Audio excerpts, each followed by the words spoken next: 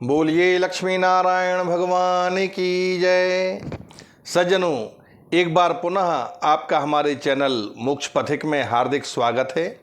आज के सत्र में हम कार्तिक मास के महात्म्य का 16वां अध्याय श्रवण करेंगे। यह कथा नारद जी और पृथु महाराज के बीच में चल रही है। नारद जी ने पृथु महाराज को पूर्व अध्याय में बताया किस तरह भगवान पर गंधर्वी माया को छोड़ करके जब भगवान शिव मोहित हो गए तो जलंधर ने शिव का रूप धारण करके कैलाश पर्वत पर जाकर के माता पार्वती को देखा और माता पार्वती उसे दैत्य समझ करके उत्तर दिशा में मानसरोवर के पास पहुंच जाती हैं और भगवान विष्णु से कहती हैं कि यह जलंधर अपनी माया से स्वरूप बदल करके हमारे पास आया है, इसने मेरे साथ छल किया है। तब भगवान विष्णु कहते हैं कि जो छल जलंधर ने किया है वही छल हमें भी उसके साथ करना चाहिए। तब यह कथा आगे प्रारंभ होती है। सर्वप्रथम गणेश जी महाराज का ध्यान करें। बोलिए गजानंद भगवान की जय। 16वें अध्याय में नारद जी कहते हैं, विष्णु भगवान ने उस जलंधर के नगर में जाकर के वृंदा का पतिव्रत धर्म भंग करने का विचार किया। इसके बाद वृंदा देवी के स्वप्न में पति को भैंसे पर चढ़े और तेल लगाए नंगे शरीर देखा। वह काले फूल की माला पहने हैं, कच्चा मांस खाने वाले जीवों से सेवित होकर के दक्षिण दिशा में जा रहा है। वह मुड़ मुड़ाए है और अंधकार से घिरा हुआ है। उसने अपने नगर को सहसा समुद्र में डूबते हुए देखा। उसी समय वह जाग गई और इस स्वप्न पर विचार करने लगी। उसने उदय हुए सूर्य को छिद्रों से युक्त तथा निस्तेज देखा। यह सब अनिष्ट सूचक लक्षण देख करके वह रुदन करने लगी और भय से व्याकुल हो जाती है। उसे पुर और अटारी आदि की भूमि में कहीं भी सुख नहीं मिला।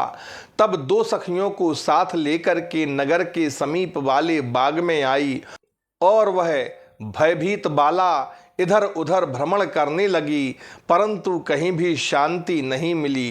तब यह एक बाग से दूसरे बाग में गई, परंतु सुख का मुख भी नहीं देख सकी।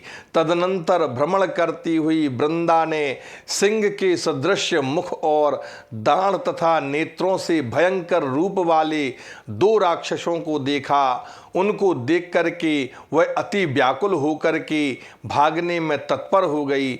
उस समय शांत रूप मौन धारण किए अपने शिष्य समेत बैठे हुए एक तपस्वी को उसने देखा। तब उन राक्षसों के भय से उस तपस्वी के गले में अपनी बाह डाल करके कहने लगी, हे मुनि, मैं तुम्हारी शरण में आई हूँ, मेरी रक्षा करो। तब मुनि ने राक्षसों के द्वारा खदेड़ी गई उस वृंदा को देख करके उन दोनों भयानक राक्षसों को अपनी एक हुंकार से भगा दिया। हुंकार मात्र से डरकर भागे हुए उन राक्षसों को देख करके दंडवत प्रणाम करके वृंदा कहती है, हे कृपानिधि, तुमने इस घोर भय से मेरी रक्षा की है। अब मैं कुछ प्रार्थना करना चाहती हूँ, सुकृपा करके आप सुनिए।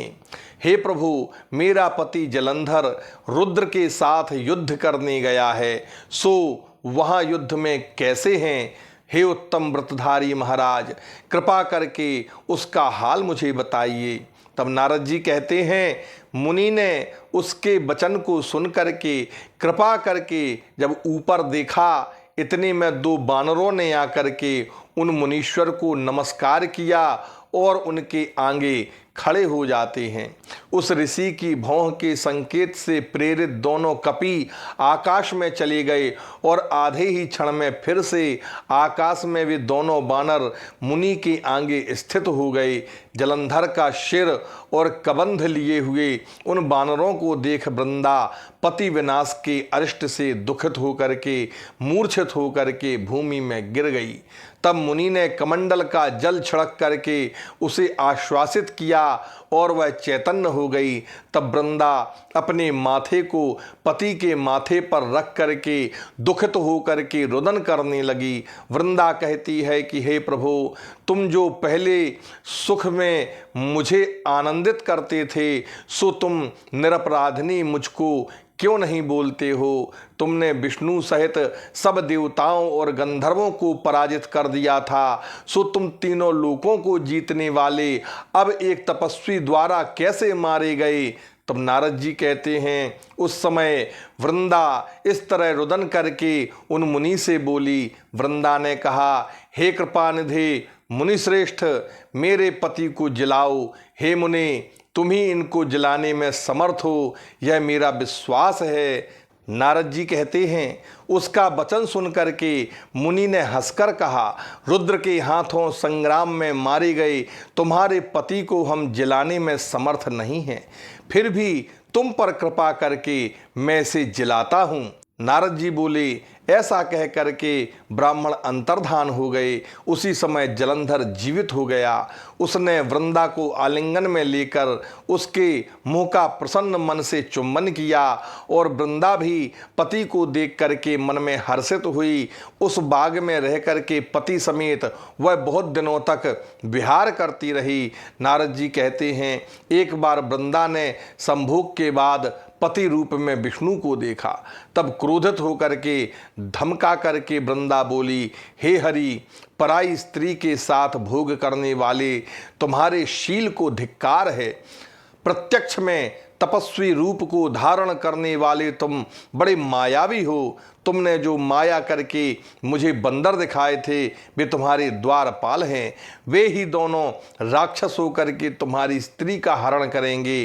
तुम स्त्री के दुख से दुखी होकर के वन में बानरों की सहायता चाहोगे। सर्वेश्वर होते हुए भी तुम मारे मारे फिरोगे और यह तुम्हारा शिष्य मृग रूप होगा। ऐसा कह करके विष्णु के मना करने पर भी अग्नि में वह वृंदा प्रवेश कर गई। तदनंतर हरि वृंदा का बारंबार स्मरण करते हुए उसकी चिता की भस्म में लौटने लगे। वे वहीं स्थित रहे और मुनियों तथा सिद्धों के द्वारा समझाए जाने पर भी शांति को प्राप्त नहीं हुए। सज्जनों, यह कथा यहाँ पर विश्राम लेती है। इति श्री पद्म पुराणे कार्तिक माहात्म्ये वृंदोपाख्याने विष्णु साक्षात्कारो नाम षोडशोऽध्यायः। बोलिए वृंदावन बिहारी लाल की जय। बोलिए तुलसी महारानी की जय। बोलिए कार्तिक मासी की जय।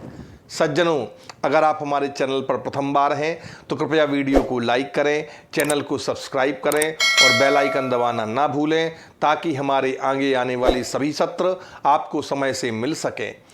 जनहित में वीडियो को आगे की ओर शेयर करें। कमेंट में जय श्री राम, जय श्री कृष्ण, हर हर महादेव इत्यादि लिखें। जय सीताराम।